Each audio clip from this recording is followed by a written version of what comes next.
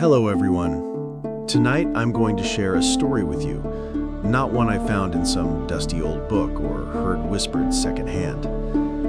No, this is a true story, one that unfurled within the very walls of my own home, a place I once believed to be safe, but which has since revealed a chilling truth. Prepare yourselves, because what started as a faint melody from a locked room turned into something far more sinister. Something that still echoes in the deepest corners of my mind. The very air around that attic door felt different. It wasn't just cold, it was a stagnant, heavy presence, thick with the dust of decades and a strange, almost metallic scent that always reminded me of old pennies, and something else, something far less benign, like forgotten blood on cold iron. For as long as I could recall, that door, a stout slab of dark aged oak, had stood as an unyielding sentinel at the top of the narrow, winding staircase in the oldest wing of our ancestral home. Its surface was a tapestry of faded grain and subtle scars, testament to countless forgotten touches and the relentless gnawing of time. A formidable, rust-pitted padlock, a relic from an era when locks were more about deterrence than mere convenience, cinched it shut. Its cold, dark metal swallowed any light that dared to linger nearby. My grandmother, her memory now a fading echo in the vast silence of this house, had instilled in me a deep, almost instinctual reverence for its sealed nature. Never, ever disturb what sleeps behind that door, child, she would whisper, her voice losing its usual gentle lilt, becoming brittle, almost sharp with an edge of fear I, as a small boy, could only vaguely perceive. Her eyes, usually so warm and knowing, would cloud over, darkening with an ancient dread that seemed to emanate not from her personal experience, but from something far older, a collective memory embedded within the very stones of the house itself. Our home was a living entity, breathing with the whispers of generations. Every floorboard groaned a different story, every gust of wind through the drafty eaves sang a forgotten ballad. Shadows danced in the flickering lamplight, seeming to twist into fleeting, suggestive forms, a cloaked figure here, a pale face there, before dissolving back into the mundane. But the attic, that was distinct. It wasn't merely old, it felt suspended, caught in a timeless vacuum, a place where the present dared not tread. Its silence was absolute, a suffocating void that swallowed even the ambient creaks and sighs of the house below. It was a silence that felt less like an absence of sound, more like a profound, intentional holding of breath, as if something within was listening, waiting. I remember pressing my ear against the cold, unyielding wood as a child, a foolish, brave dare to myself. I craved a response, any sign of life, but there was never anything. Just the faint, persistent smell of dust and disuse, an almost palpable chill that permeated the thick wood, and an oppressive stillness that always prickled the hairs on the back of my neck, sending shivers down my spine, despite the warmth of the roaring fire downstairs. The key to that immutable barrier was a monstrous thing. Dark, intricately wrought iron, its teeth filed into a complex pattern that spoke of forgotten smiths and arcane design. It hung on a single rusted nail high up in the deepest corner of the pantry, perpetually out of reach, perpetually ignored, a silent testament to the forbidden nature of the space it guarded. It glinted ominously in the rare shaft of light that found its way into that shadowed corner, a constant, dark reminder of the attic's sealed secrets. For years, decades even, the house had maintained its haunted tranquility, its predictable pattern of benign spectral activity, the occasional shifting of a porcelain doll, the faint scent of my great-grandmother's lavender perfume, the distant sound of a harp string plucked in the dead of night. These were comforting phantoms, part of the fabric of our family history, They were the gentle hum of our past, not harbingers of dread. But then came last night. That's when the profound, heavy silence of the attic finally shattered. It wasn't a sudden crash or a violent banging. It began subtly, almost imperceptibly, a faint, ethereal melody that seemed to drift down as if carried on threads of moonlight from behind that locked, forbidden door. It was a music box tune, or perhaps a child's delicate lullaby, impossibly clear despite the thick oak separating it from the world. Each note was precise, crystalline, yet imbued with an ancient, sorrowful resonance that made the air itself feel colder. My initial thought was that my mind was playing tricks, that the wind was whistling in an unusual way through the old chimney. But this wasn't the chaotic, formless song of the wind. This was structured, deliberate, a repeating cycle of notes, rising and falling with an unnerving, almost hypnotic cadence. It was meant to soothe, to comfort, but instead it twisted my gut into knots, a chilling perversion of solace. It wasn't just a tune, it felt like a summons, a whispered invitation from a place that should remain forever undisturbed, a silent promise of something deeply, irrevocably wrong. The first few notes pierced the accustomed quiet of the house, and with them, the illusion of safety I had always felt within these walls began to crumble, replaced by a growing, icy dread. The lullaby became a nightly occurrence, an unwelcome visitor that seeped through the thick oak of the attic door and into the very fabric of my nights. It wasn't loud, never booming or jarring, but rather a soft, persistent thrum, a ghostly melody that was just loud enough to penetrate the deepest layers of sleep. Each evening, as dusk bled into night and the familiar creaks and groans of the old house settled into their comforting rhythm, the ethereal tune would begin. It started subtly, a delicate whisper of notes, almost imperceptible against the backdrop of the nocturnal world. But as the hours stretched on, as the moon climbed higher, and the world outside fell silent, the lullaby would grow in intensity. Not in volume, mind you, but in its presence. It was as if the air around the attic door thickened with each passing note, becoming denser, colder, imbued with an oppressive weight that pressed down on the entire house. I found myself lying awake for hours, my eyes wide in the darkness, straining to dissect the melody, to find some recognizable pattern, some flaw that would betray its impossible origin. Sleep became a fractured, tormented affair. Even when exhaustion finally claimed me, the lullaby would infiltrate my dreams, transforming familiar landscapes into distorted, shadowy versions of themselves, always with that haunting tune echoing in the background. I dream of endless, dusty corridors leading to a single locked door, and behind it, the sound of a child humming.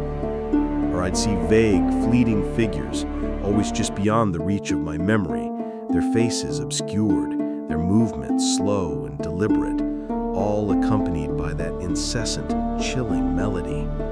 The effect wasn't just mental, it was physical. A persistent chill settled deep in my bones, a cold that no amount of blankets or roaring fires could dispel. My appetite waned, replaced by a constant knot of anxiety in my stomach. The uncomforting silence of the house now felt like a predatory stillness, an anticipation of something unspeakable that only the attic seemed privy to. I started to notice other subtle changes. Dust motes, suspended in the rare shafts of sunlight, seemed to swirl with an unnatural vigor near the attic stairs. The old grandfather clock in the hall, which had kept perfect time for over a century, began to chime erratically, sometimes skipping hours, sometimes striking 13. The worst part, perhaps, was the growing conviction that the lullaby wasn't just a sound, it was a beckoning. It felt personal, as if it were being played specifically for me. There was a hypnotic quality to it, a subtle pull that urged me closer to the locked door. During the day, the urge was easier to resist, dismissed as morbid curiosity. But in the pre-dawn hours, when the house was at its darkest and most vulnerable, the lullaby would take on an almost irresistible charm. My feet would sometimes find themselves moving, without conscious command, towards the attic stairs. I'd catch myself halfway up the first flight, heart pounding, a cold sweat breaking out on my forehead, before forcing myself back, my mind screaming in protest. It was a battle of wills, my weakening resolve against the insidious, beautiful call from above. The key in the pantry, once a forgotten relic, now seemed to pulse with a dark energy, drawing my gaze, a silent dare. Each night, the lullaby grew a fraction stronger, a little clearer, a little more insistent, and with it the cold grip of fear tightened around my sanity. I knew, with a certainty that chilled me to the marrow, that this couldn't continue. Something had to give, and I was terrified of what that something would be. The relentless assault on my sanity continued, each passing night bringing the lullaby closer, making its presence more tangible. I stopped going to my office in the city, fabricating excuses for my absence. The thought of leaving the house, of being separated from the source of this growing dread, felt like an unbearable weight. It wasn't just fear. It was a bizarre, almost magnetic pull. My waking hours became a desperate attempt to research, to understand what archaic horror might be awakening in my attic. I devoured old texts, dusty tomes on folklore, demonology, and forgotten curses. The house itself had a library vast enough to swallow decades of study, and I plunged into its depths, hoping to find a fragment of explanation, a forgotten family secret that would illuminate this torment. I found mentions of shadow whispers, soul echoes, and entities that fed on prolonged exposure to specific frequencies, but nothing definitive, nothing that screamed lullaby from a locked room. The more I read, the more the lines between ancient superstition and chilling reality blurred. My reflection in the tarnished mirrors of the house showed a gaunt, hollow-eyed stranger, a stark testament to the sleep deprivation and escalating terror. One afternoon, a particularly bright, mocking shaft of sunlight illuminated the rusted padlock on the attic door. It glinted, not with innocent light, but with a malevolent sheen that seemed to mock my helplessness. The key. It had been hanging in the pantry for years, a dark, forgotten sentinel. Now it felt like an accusation. I found myself staring at it for long stretches, a war raging within me. My rational mind screamed caution, recounted my grandmother's dire warnings, painted vivid pictures of unimaginable horrors lurking beyond that barrier. But a deeper, more insidious part of me, fueled by the relentless lullaby and the encroaching madness, argued for knowledge, for resolution. The torment of not knowing was becoming more unbearable than the potential terror of discovery. What if opening it was the only way to silence the song? What if the lullaby was a plea, not a threat? This twisted logic, born of sleep-deprived delirium, began to take root. The house seemed to hold its breath with me. The usual creaks and groans of settling wood were conspicuously absent. Even the dust motes in the air seemed to hang still, watching. I remember the cold dread that washed over me as I finally reached for the key. It was heavier than it looked, its intricate design chillingly cold against my fingertips, as if it had been waiting for this moment for centuries. The metal felt almost alive, pulsing faintly with a resonance that mirrored the unseen melody upstairs. Each step I took towards the attic door was a monumental effort, a desperate struggle against every instinct of self-preservation. My hands trembled so violently that I almost dropped the key as I fumbled to insert it into the padlock. The lock itself seemed to groan in protest, the old mechanism stiff and reluctant, letting out a drawn-out metallic screech that echoed eerily in the silent house. With a final, agonizing click, the padlock sprang open, releasing a wave of frigid, ancient air that smelled of decay, forgotten things, and something else. Something subtly sweet, like withered lilies. The lullaby, which had faded to a whisper during my descent, now swelled, growing clearer, more vibrant, almost urging me forward, promising answers. The heavy, unyielding padlock, now defeated, swung uselessly from its hasp, a symbol of my shattered resolve. A sliver of darkness, deeper and more profound than any natural shadow, lay beyond the newly opened crack in the attic door. From this void, the lullaby surged forward, no longer a faint echo, but a tangible presence, filling the entire stairwell with its chilling beauty. It was impossibly clear now, each note resonating not just in my ears, but vibrating through my very bones. The melody was simple, childlike even, yet laced with an ancient sorrow, a profound grief that tightened around my chest like an iron band. It was a tune of loss, of yearning, of something forever incomplete. And then I heard it, a new sound beneath the music, a faint, rhythmic thump, thump, thump, as if something were gently, methodically rocking. My heart hammered against my ribs, a desperate drumbeat against the rising tide of fear. Every instinct screamed at me to turn, to run, to seal the door and never look back. But the lullaby had woven its insidious spell too deeply. It was a siren's call, promising not salvation, but a terrifying truth I felt compelled to uncover. Pushing the door open, I was met not with the expected, musty darkness of an untouched attic, but with a scene bathed in an eerie phosphorescent glow. It wasn't light from a window, it seemed to emanate from the very air, a dim, sickly green luminescence that cast long, dancing shadows across the cavernous space. The air here was heavy, cloying, thick with the scent of decay that had been masked by the old wood, now undeniably present, mingled with that unsettling, sweet, floral odor. Cobwebs, thick as shrouds, hung from the rafters, swaying almost imperceptibly as if stirred by an unseen breath. Piles of forgotten furniture, covered in generations of dust sheets, loomed like petrified beasts, their forms distorted by the dim light. But my eyes were drawn to the center of the room, to the source of both the light and the macabre serenade. There, bathed in the sickly green glow, was a rocking chair. It was an antique, made of dark, polished wood, but unlike everything else in the attic, it was pristine, free of dust, almost gleaming. And it was rocking, slowly, rhythmically, with that soft thump, thump, thump against the bare floorboards. In the chair, nestled amongst what looked like ancient yellowed baby blankets, was a small bundled form. It was too still to be alive, too perfect to be merely a doll. As I stumbled forward, my legs heavy as lead, the lullaby reached its crescendo, each note now a piercing needle in my mind. The green light intensified, flickering wildly, and I could finally make out the occupant of the rocking chair. It wasn't a child. It was a skeletal remains, impossibly small, wrapped in brittle, moth-eaten cloth.